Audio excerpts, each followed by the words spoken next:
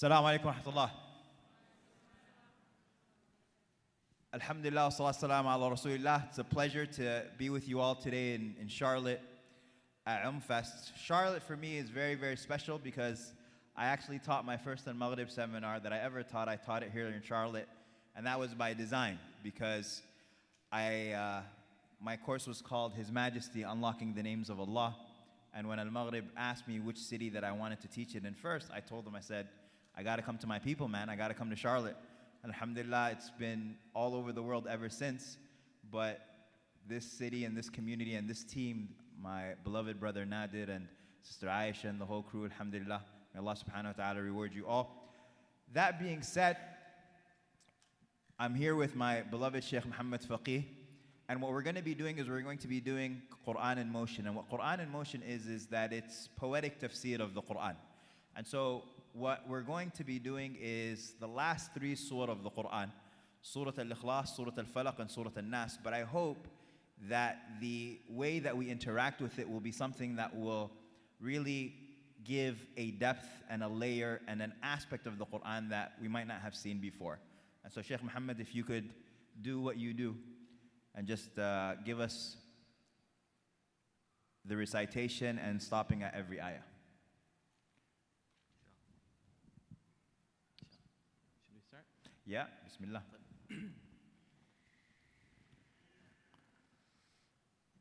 أعوذ بالله من الشيطان الرجيم. بسم الله الرحمن الرحيم. قل هو الله أحد. Say Allah is one. Now there are 5 chapters of the Quran that with the word say begin.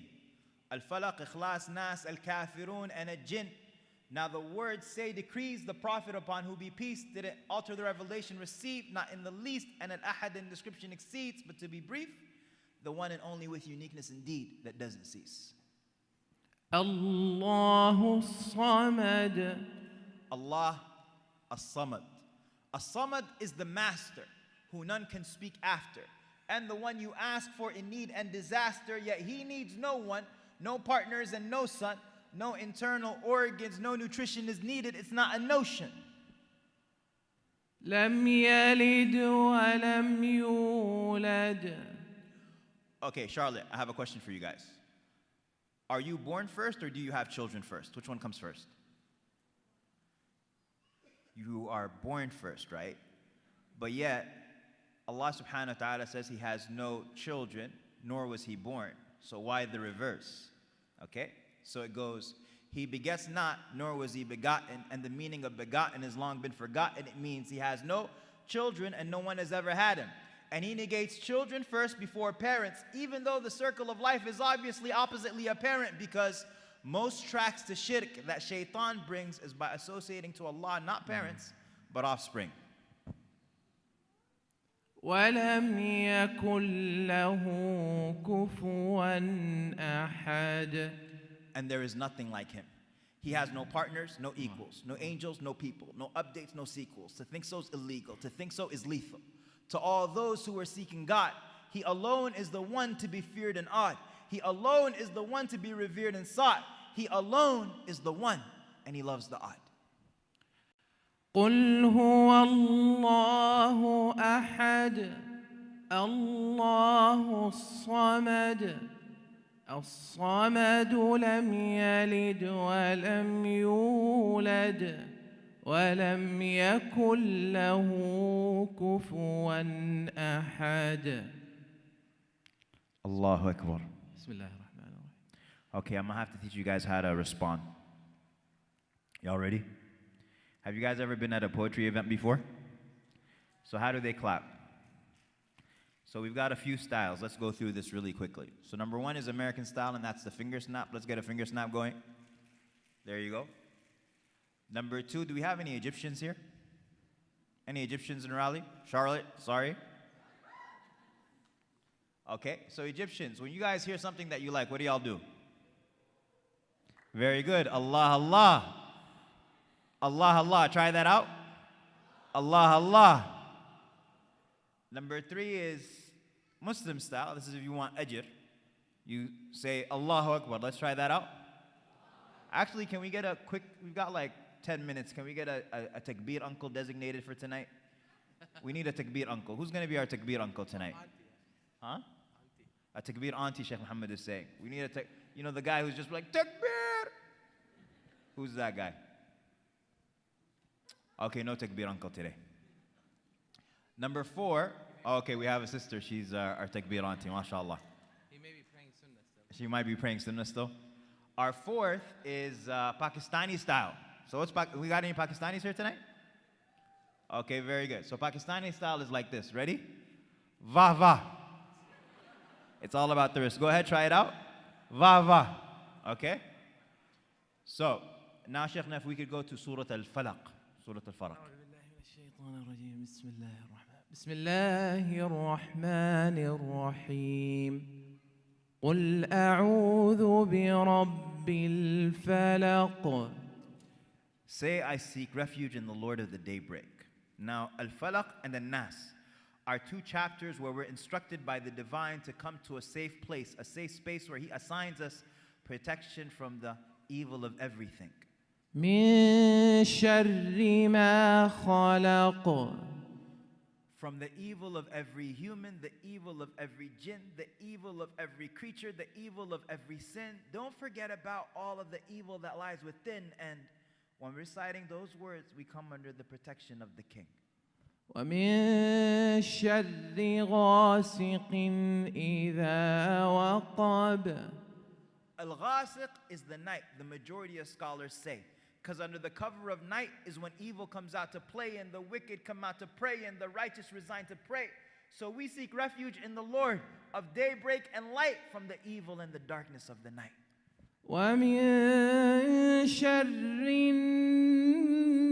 النفاثات في العقد.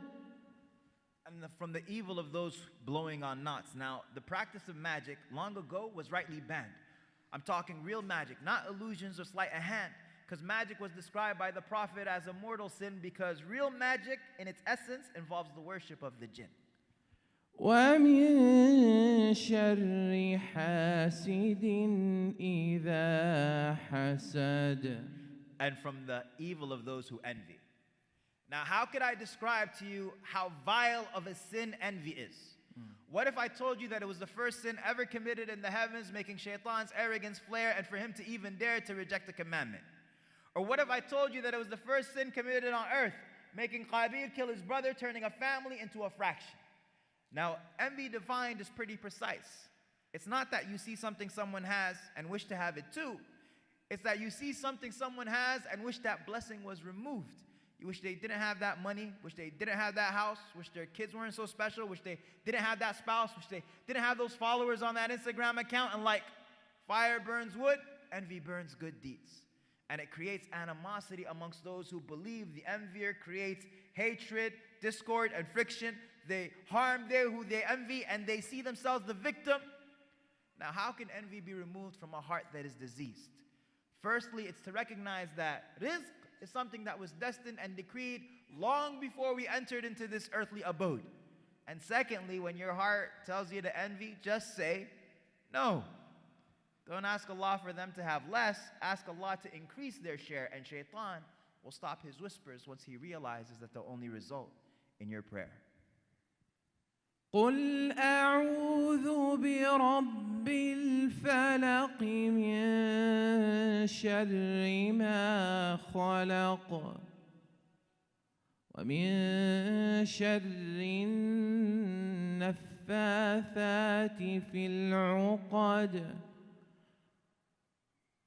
من شر ما خلق ومن شر غاسق إذا وقب ومن شر النفاثات في العقد ومن شر حاسد إذا حسد. Allahu Akbar. Allah yaftah alayk, Shaykh. بسم الله الرحمن الرحيم قل أعوذ برب الناس. Say, I seek refuge in the Lord of mankind. Rabb means the master, sustainer, nourisher, creator, developer, maintainer, and he's the one who takes you from one stage until the next. ملك الناس. The king of mankind. And Allah's kingship is unlike any other. It is a reign without end. إله الناس. The deity of mankind. And if Allah is your Lord and King, then He is the only one worthy of your heart and your being, your fear, love, hope, your worship, and your submission, and the humbling of your heart, your hearing, and your vision. من شر الوسواس الخناس. Okay, count with me, Charlotte.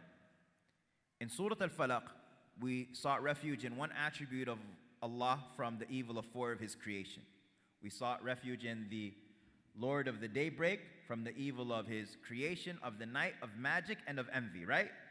But in Surah An-Nas, we seek refuge in three attributes of Allah from the evil of one. The devil, the accursed, shaitan, the very worst enemy of mankind. In the Quran, we're told so many times to take him as an enemy. And to take him as an enemy means to prepare for war. And to know the outcome of each battle waged and to be keeping score. And to be occupied daily with this task at hand, knowing that he won't rest until you're destroyed till the last man. Al-Khannas means the one who retreats, because shaitan stays near your heart and whispers at that post, but if you remember the name of God, he's gone, he's ghost. الذي يوسوس في صدور الناس. The one who whispers in the chests of mankind. Shaitan is always encouraging and inciting, flowing in our blood, flowing in our veins like the flowing of blood, constantly whispering and inviting, encouraging and inciting. But his whispers for the believer are a metric that they can use, because he only whispers to your heart things that you might approve. I mean, he wouldn't whisper murder to someone who would never harm a mouse. And he won't whisper drugs to you if that's not what you're about. He only whispers to your heart things that may gain some traction, where he may gain a reaction and get a positive reaction. And so if he's whispering to your heart major things, then you should be having alarms of danger ring. من الجنة والناس. From the jinn and mankind. Now, some devils are from the jinn, but some devils are from the human race. Might be from your own town, your own country, your own place. Might speak your own tongue like you're staring into your own face. Just remember that, lest you fall for their dark embrace. قل أعوذ برب الناس ملك الناس إله الناس من شر الوسواس الخناس الذي يوسوس في صدور الناس من الجنة والناس. Takbir, uncle, where are you at? Allahu Akbar. Allahu Akbar. Okay, with that, Jazakumullah khair.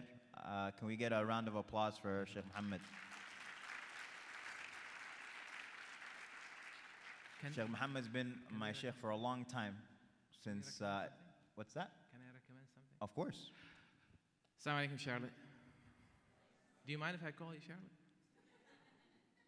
We may have some people here from the Triangle area or something. Anyone? My homies, how you doing? By the way, something strange happened since I came to Charlotte. You know how, like, when you the voice to text feature on your phone, right?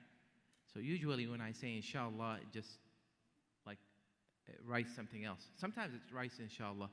This time today, I said inshallah earlier, and it wrote in Charlotte. It's weird. This never happened. So artificial intelligence is scary, man. But anyways, what I wanted to say is, subhanAllah, these three surahs, The Prophet ﷺ recommends that we recite them after Fajr every day in the morning, 3 times each. And then after each prayer and after Maghrib, or in the evening time, 3 times. And then when you go to bed 3 times, Aisha says that the Prophet used to blow in his hand 3 times, recite these surahs, and wipe his body with it before he went to sleep. And he did that 3 times, sallallahu alayhi wa sallam. So that's a total of how many times?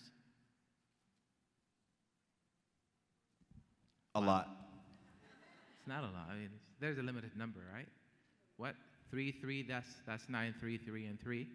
And then 3 more prayers, that's what? Total of 12 times, right? At least. Do that and you will be protected, inshallah ta'ala. This is a prophetic remedy that is given to us. It's a great gift. These are 3 powerful surahs. Jazakallah khair, Ammar. Allah yabarak feek. Jazakumullah khair. Assalamu alaikum wa rahmatullah.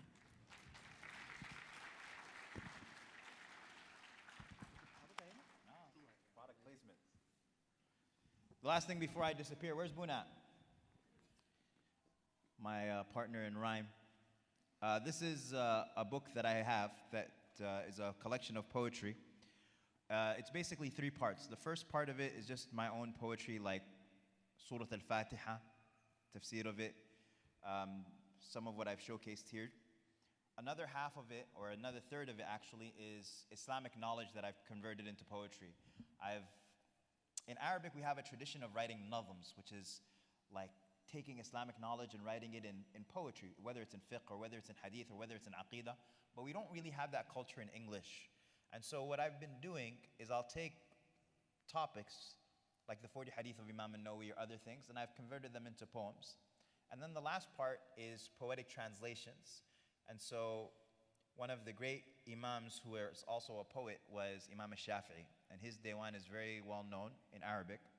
But I've taken some of his most famous poems and I've translated them into poetry in English. And so this is what this book is, and you'll be able to find it at the AlMaghrib booth, inshallah, if anybody interested in picking up a copy. Other than that, Jazakumullah khair. I'll see you guys later, inshallah. Assalamu alaikum wa rahmatullahi wa barakatuh.